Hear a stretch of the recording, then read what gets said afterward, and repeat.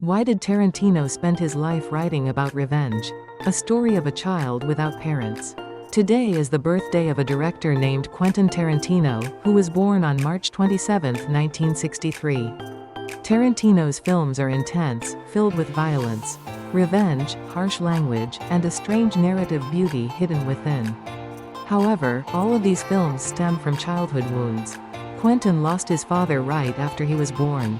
His parents separated before he was born, and his mother had him when she was just 16 years old.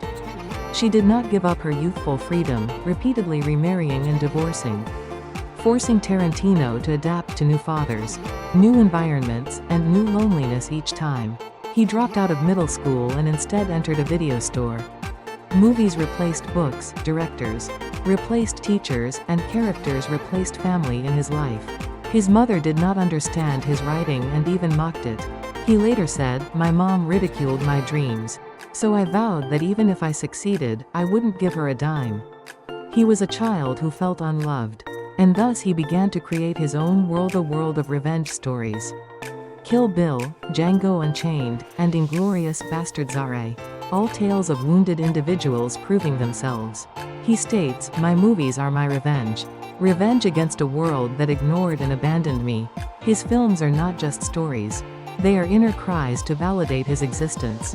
Russian psychologist Vygotsky said, "Human development is completed through interaction with culture."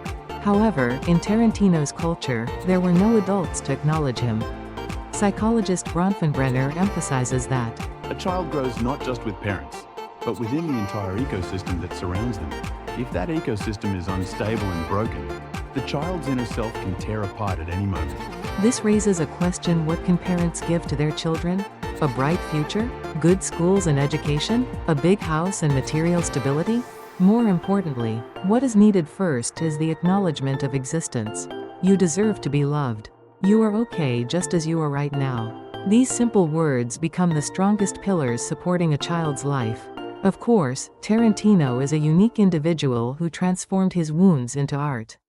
However, his success did not heal his pain. Perhaps he is still waiting for the words he never heard back then. Quentin, you're doing well. I'm on your side. Today, if our child writes something, draws a picture, or creates a little story, what will you say? What is that? Don't waste your time, just study. If those words become a habit, revenge will grow in the child's heart. Raising a child is not a grand task. It is simply about making the child feel every day that they are loved just for being themselves. So today, I will introduce 3 specific, practical methods and share examples of foreign historical figures. 1. Just respond to what your child says. Example: if your child says, "Mom, look at this. Wow, what do you think about that?" Example: if your child hums a strange tune, is that your own song? The key is to respond to their existence without judgment. This way, the child feels, "I am a being that can speak. And mom and dad are listening to me." Example of a historical figure: Albert Einstein. Albert Einstein's parents encouraged his curiosity and creativity, allowing him to explore his interests freely.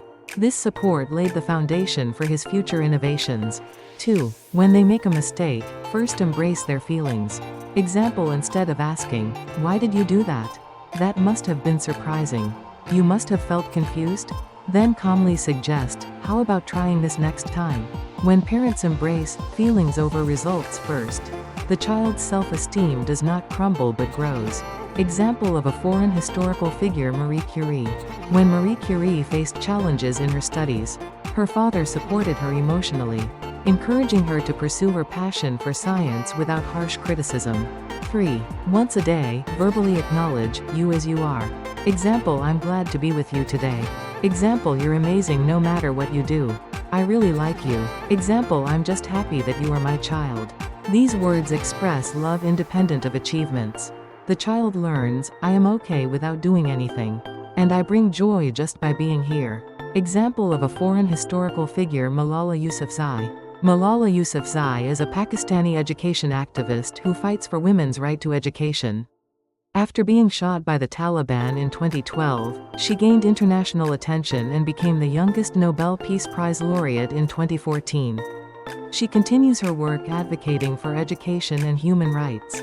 Malala's parents always supported her education and dreams, telling her they were proud of her just for being herself, which gave her the strength to stand up for her beliefs.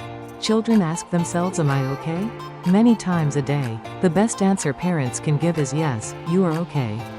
You are enough just as you are. These warm words, responses, and patience are what children need. Today's simple action mission. 1. This evening, when your child talks to you, put down your phone and make eye contact.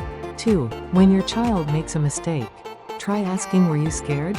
Instead of why? 3. Before bed, quietly say, you are precious today too. Just doing these 3 things can help the seed of I am a good being grow within the child. Today, on Tarantino's birthday, we reflect on the path he has walked.